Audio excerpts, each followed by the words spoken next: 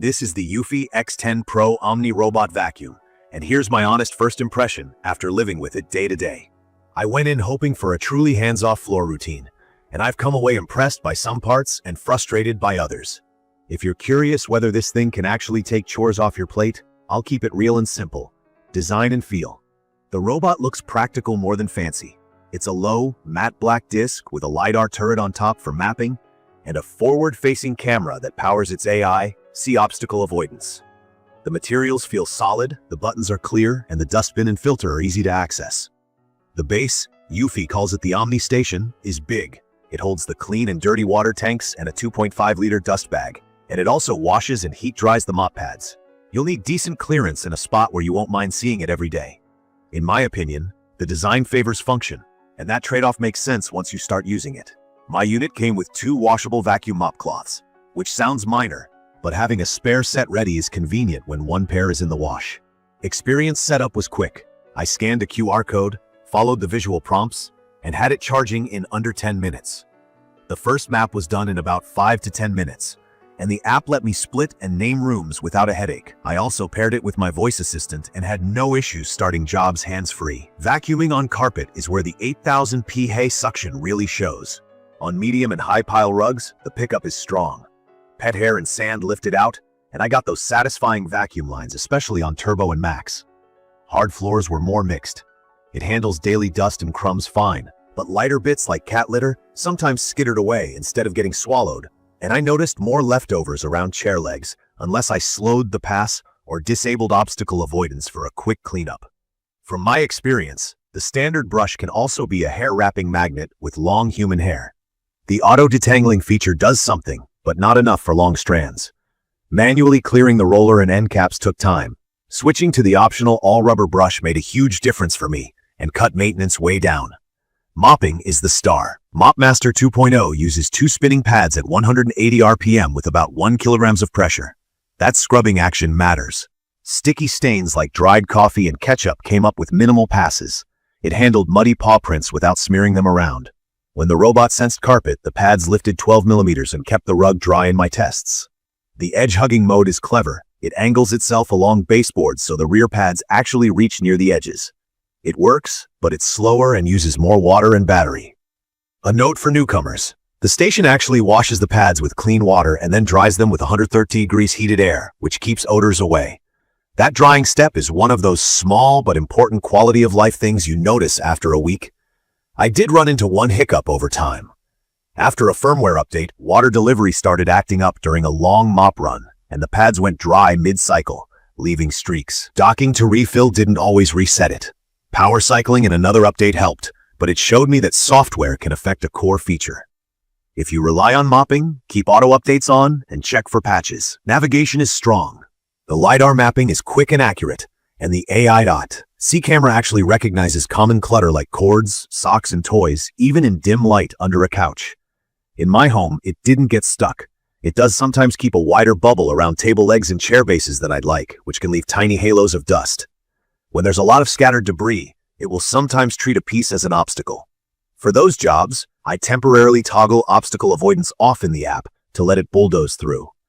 That's the trade-off. Fewer rescues versus a perfectly tight clean around objects. The Omni Station is where the hands-free promise comes together. It empties the dustbin into a bag that lasts me about a month or 2, washes and dries the mop pads after runs, and refills the robot's onboard water tank. The self-empty blast is loud but short. Maintenance doesn't go away completely. I empty and rinse the dirty water tank to avoid smells, wipe the bottom tray in the dock when grime builds up, and clean the filter more often than the app suggests if I'm doing heavy vacuum days. Battery life is fine, but not amazing.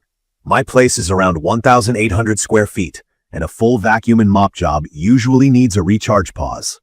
Recharge and resume works, but if I enable deep mopping or edge hugging, it turns into a longer cleaning session. The robot itself runs quietly enough that I can take calls in another room. The station and the voice prompts are the loudest moments. The app is powerful with a few quirks. Key features like scenarios let me bundle settings for a one-tap job, which I use for post-meal kitchen or pet zone cleanup. I can choose vacuum only, mop only, or both, set suction levels and water flow, and place no-go and no-mop zones. I wish I could assign different suction or water levels per room in a single scheduled run, Right now, the settings apply to the whole task. I also wish there were a way to back up maps and settings. If you swap the robot or do a factory reset, you'll start over. Navigation through the app is okay after a short learning curve. What I like? From my experience, the mop is the headline. The combo of spinning pads, pressure, and heated drying makes hard floors look consistently clean without musty smells later. The obstacle avoidance is genuinely helpful in lived-in spaces, and the robot's ability to stop instantly when someone steps in front is reassuring. The All-in-One Station turns daily chores into occasional maintenance, and that's the whole point of getting something like this. On carpets, the suction performs like a larger upright vacuum, which is rare for a robot. The app's Scenarios feature is a sleeper hit for me and makes customized routines easy to trigger, especially paired with a voice assistant. The inclusion of 2 washable mop cloths meant I could rotate pads without waiting between runs, which kept momentum going when I was testing different settings.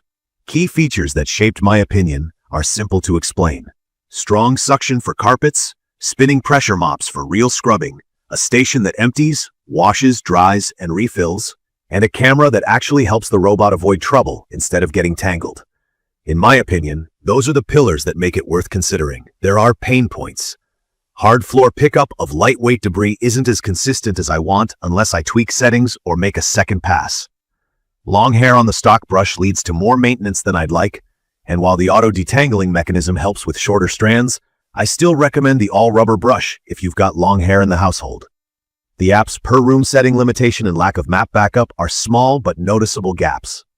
The base is big, so measure your space. And I had that water delivery hiccup after an update, which reminded me that smart cleaners are still software-driven. In conclusion, this robot is strongest for homes with mostly hard floors, plus some area rugs, people who want great mopping without funky odors, and anyone who appreciates advanced obstacle avoidance. It's perfect for pet owners with short to medium hair shedding, and families who want to run quick, targeted routines throughout the week. I'd recommend this for folks who are okay doing light station maintenance and who don't mind adjusting settings or toggling obstacle avoidance when a job calls for it. If your household has long hair, grab the rubber brush from day one. If your space is small or you can't give the base much room, the footprint might be too much. From my experience, the eufy X10 Pro Omni delivers on the promise of less daily fuss. It won't replace your upright for a seasonal deep clean, but it will keep floors looking good with minimal effort, especially if mopping is high on your list. The mix of powerful carpet performance, excellent scrubbing, heated pad drying, and smart navigation makes a solid package, as long as you're aware of the quirks and willing to tune it to your home. If this video helped, hit subscribe, drop your questions or your own tips in the comments, and I'll get back to you. Thank you for watching.